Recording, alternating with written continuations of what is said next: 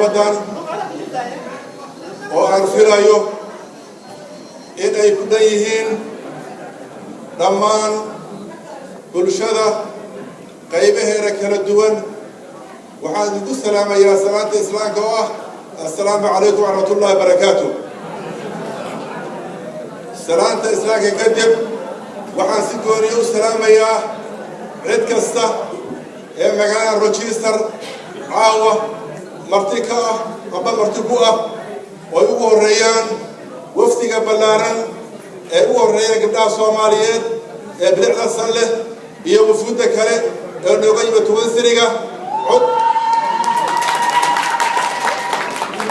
codsigii aad noo soo jeediseen ee ah November 3 in aad leedihiin dabaaldeg kala mida farxadana waan aqbalnay haddii Allah awood lana ma imaan doona haddana Rochester waxaa kaloo laga tegi karayn oo aan si gooniya u salaamayaa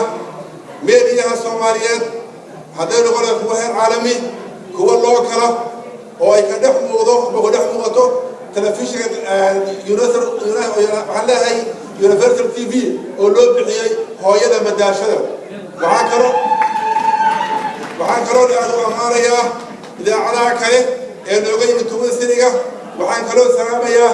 idaacadaha ay leedahay magaalada Rochester oo ay caanka ku tahay oo kala ah Rochester Somali TV iyo Kula Somali TV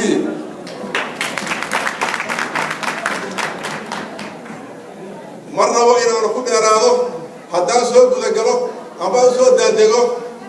ujeedadii halka caawa la isugu yimiday ee loogu waqnalay inaan soo dhaweyno u dabaaldegno ra'iisul wasaaraha dhawaan la magacaabay Dr. Abdi Faarax Shirdoon Saacid waxaad iga ogolaatiin in aan qaato go'aan ii gooniya oo ah xilligan adag cid xil loo magacaabay looguma hambalyayn karo ee waxaa kaliya oo ugu hambalyaynayaa boqolkiiba 20 kaas lagu hambalyay waxaa keenaya wuxuu la tartamay muwaadiniin Soomaaliyeed ee isugu istaalo marka asaga ayaa ka soo baxay intaasu waa ugu hambalyaynayaa boqolkiiba 80 waxaan ugu duceynaynaa ambaan ugu duceynayaa xilka adag ee xilligan loo magacaabay inuu noqdo kii Soomaaliya badbaadiyo sidaasoo kale waxaan ugu duceynayaa uguna hambalyaynayaa madaxweynaha jamhuuriyadda dimuqraadiga Soomaaliya Dr. Xasan Sheekh Maxamuud Gurguurte ogaada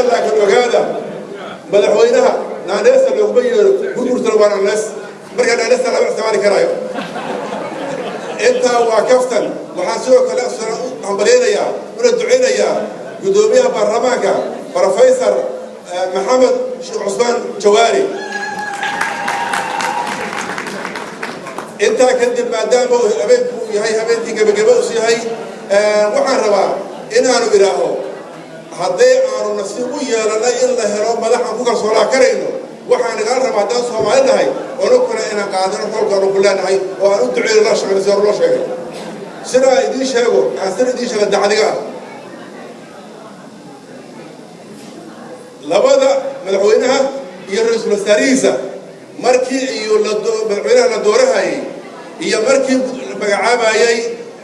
ra'iisul wasaaraha labadoodna aniga qof ahaan ima ahayn rabitaankayga joyskayga in aan iga mid ka noqdo xil laakiin maanta waxay iga fiican yihiin oo aan maartay uga farxad badanahay kuwii qalbiga ku hayay sababtu maxay tahay 22 sano ayaa waxaan ku soo jirnay hebel iyo hebel rabnaa kullina waa eednay marka aniga برمري وحقيقة هاي أو أنا كسر جاري أنا ما تخيل على إن إله وين ترى صارت أنا حياة بدأ سوماليا أو إله أنا جركرتا الضومك أبا الضومك ودك هذا تبيع كراية بتخيل أروح أفتاي أو ودك هذا تبيع كراية تعال نقولي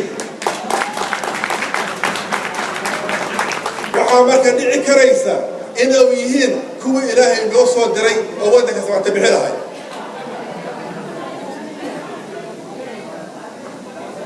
وحنا كما قال هذا هو ومني ولا يببره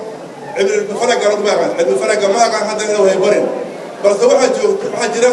دور بيس أو دور مرحاته وهدي له سوق يجيو وتوصي كرايا إفتين كم حيت هاي شيء تعش هاي سبيشل حروب مرة كان لمان وحالقات هذه مش موجودة بيصير مرة بحيت هاي لمن أبى مسؤول أوجيس وقربها الرئي وبعدين مهندسة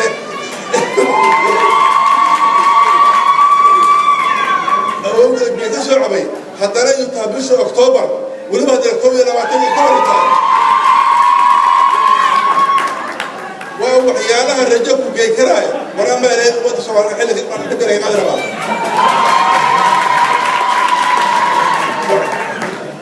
وحان كور ربعنا هذه الشيء أيوة هاي وحان جرتي مسؤوليتي لصومرتي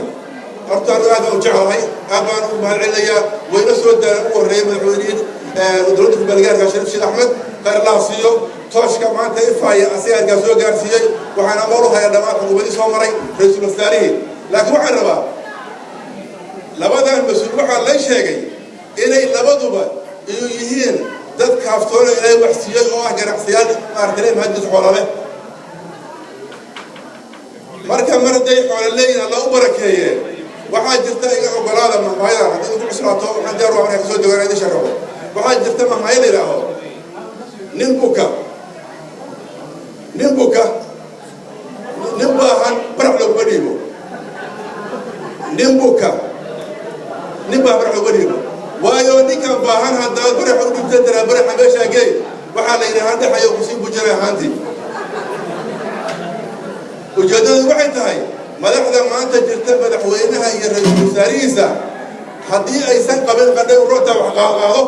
waa ka kaaftoomaan sida darteed waxaan aaminsanahay in Soomaaliya lagu soo dhiibi karayo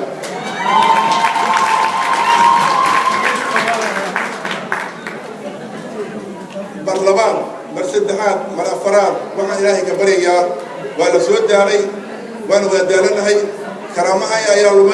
عير يوم دعي هدار في رسول وده جديسة هدار في رسول ولا درسكا هدار بدها في رسول وما إلهي كبريا إلى لغة حلية كان حلية إلى نقرأ فعلها هاي لما تذا جرتا صاب ترى يقول غدان مسؤولين هذا حل كيسة وأنا ما سنتي السلام عليكم ورحمة الله وبركاته